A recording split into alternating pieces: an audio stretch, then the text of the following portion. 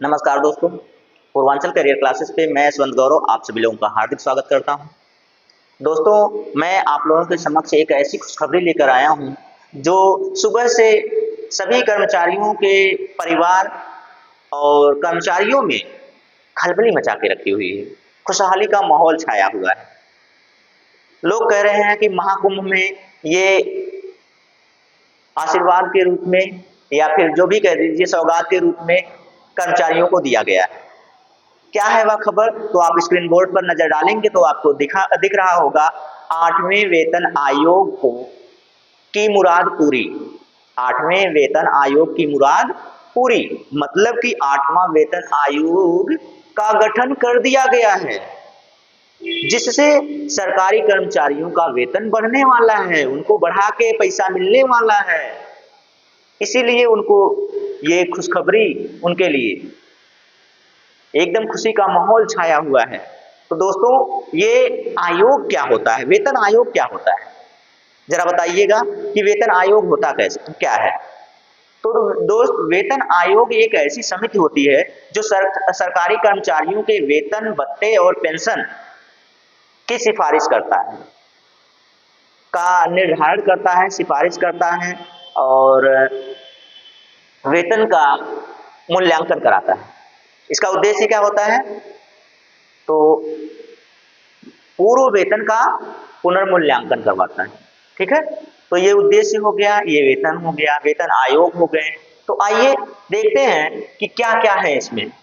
इसमें देख लीजिए, तो मैं आपको ये वाला नहीं दूसरे वाले पर ले चलूं। ये कटिंग लगाया हुआ है मैंने। इस कटिंग पर आप देखेंगे तो पहले वेतन आयोग में संरचना को तर्क संगत बनाया। मतलब कि जो पहला वेतन आयोग था, अब मैं कहूं कि पहला वेतन आयोग कब लागू किया गया था, तो पहला वेतन आयोग 1947 में लागू किया गया था, जिसका पे ग्रेड था दोस्त, कितना था, 55 रुपए मात्र। मिनिमम मिनिमम कितना था, न्यूनतम कितना था, 55 रुपए, और मैक्सिमम कितना था, 2000 रुपए। मासिक की बात कर रहा हूं मैं। तो पहले वेतन आयोग की ये बात कर रहा हूं। फिर उसके बाद आपका आता है, अगर मैं छठी की बात करूं तो छठा वेतन आयोग कब लागू किया गया था, तो छठा वेतन आयोग 2008 में लागू किया गया था। कब लागू किया गया था दोस्त, 2008। छठा वेतन आयोग, अगर मैं लिखता चलूं यार, लिखता चलूं नहीं तो आपको हो सकता है समस्या। देखिए, पहला वेतन आयोग तो यहीं पे लिखा हुआ है। पहला वेतन आयोग 1947 में 55 रुपए, अधिकतम कितना था, तो अधिकतम 2000 रखा गया था। तो 2016 में, चलिए अब मैं बता रहा हूं आपको, वहां थोड़ा सा है कंफ्यूजन। तो 2008 में आपका छठा वेतन आयोग, छठवां वेतन आयोग लागू किया गया था। ठीक है, उसके बाद आपको मिलता है 2014। क्या मिलता है, 2014। 2014 में 7वें वेतन आयोग का गठन हुआ। आयोग, वेतन आयोग, आयोग का गठन हुआ था। लेकिन ये लागू कब हुआ था, तो 2016 में लागू हुआ था। कब लागू हुआ था दोस्त, 2016 में। ये 2016 में 7वां वेतन, अच्छा 7वें वेतन आयोग को, वेतन आयोग को लागू किया गया। इसका फिटमेंट कितना था दोस्त, क्या था, इसका फिटमेंट कितना था, अगर कहें इसका फिटमेंट फैक्टर कितना था, तो इसका फिटमेंट फैक्टर था 2.56। इसका फिटमेंट फैक्टर। अब ये फिटमेंट क्या है, आप कहेंगे कि भाई ये फिटमेंट आप क्या बता रहे हैं। तो दोस्त, यह एक ऐसा गुणांक है जिसकी मदद से वेतन और पेंशन निर्धारित किया जाता है। फिटमेंट के ही द्वारा यह पता चलता है कि किसी कर्मचारी की बेसिक सैलरी कितनी होनी चाहिए। फिटमेंट के ही द्वारा यह निर्धारित किया जाता है कि किसी इंसान की, किसी सरकारी कर्मचारी की बेसिक सैलरी कितनी होनी चाहिए। ठीक है, इसी के अनुसार इसका मानक तय किया जाता है। और क्या है, इसका उपयोग कौन करते हैं, तो इसका उपयोग सेंट्रल एम्प्लॉय जो होते हैं ना, उन पर किया जाता है। उनके आधार पर इसका मूल्यांकन किया जाता है। ठीक है, यह फिटमेंट होता है। फिटमेंट के ही आधार पर जो वेतन होता है, फिटमेंट के ही आधार पे जो वेतन होता है ना, वेतन और पेंशन और जो भत्ते होते हैं, वेतन पेंशन और जो भत्ते होते हैं सरकारी, उनका निर्धारण किया जाता है, भत्तों का निर्धारण किया जाता है फिटमेंट फैक्टर के आधार पर। ये 2016 में 7वां हो गया। फिर उसके बाद अब ये इसका समाप्त कब हुआ का इस आयोग की समयावधि कब तक की है? इस आयोग की समयावधि है 31 दिसंबर 2025।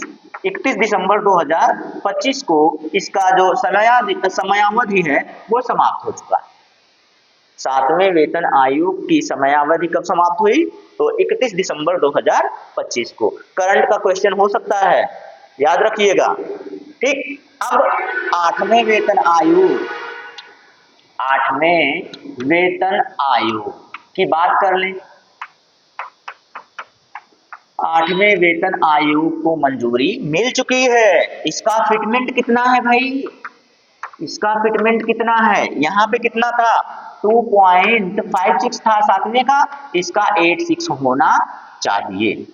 कितना फैक्टर होना चाहिए फिटमेंट फैक्टर? तो 2.86।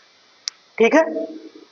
ये जो आयोग होता है इसकी संरचना क्या होती है दोस्त? इसमें कितने लोग हो सकते हैं? संरचना का मतलब इसमें कितने लोग हो सकते हैं? आयोग जो वेतन आयोग होता है, तो इसमें एक अध्यक्ष होता है और 3 से 5 कर्मचारी हो सकते हैं। कितने? एक अध्यक्ष प्लस 3 से 5 कर्मचारी होते हैं।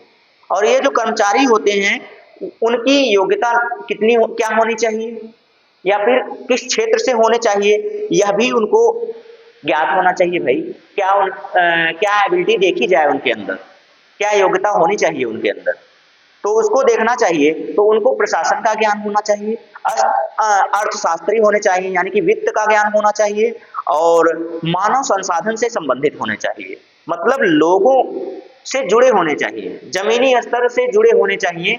सबका ज्ञान होना चाहिए कि भाई कौन सा इंसान कितने में उसका निर्वहन हो सकता है, कितना इसका वेतन रखा जाए कि सुचारू रूप से इसकी दिनचर्या चलती रहे। ये सारी जानकारी उन सदस्यों को होनी चाहिए। तो आयोग का गठन, आयोग में फिटमेंट कितना होना चाहिए, ये सारी चीजें मैंने आपको लगभग समझा दिया है।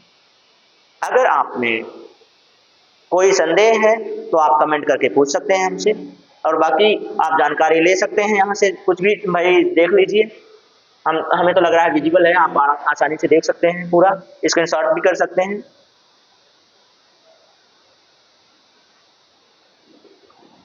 ठीक है, तो स्क्रीनशॉट भी हो गया होगा, बाकी ये सारी चीजें आपको मिल गई होंगी। कोई चीज छूट रही है तो आप आराम से हमें कमेंट कर सकते हैं, हम उसकी पूरी जानकारी आपको देंगे।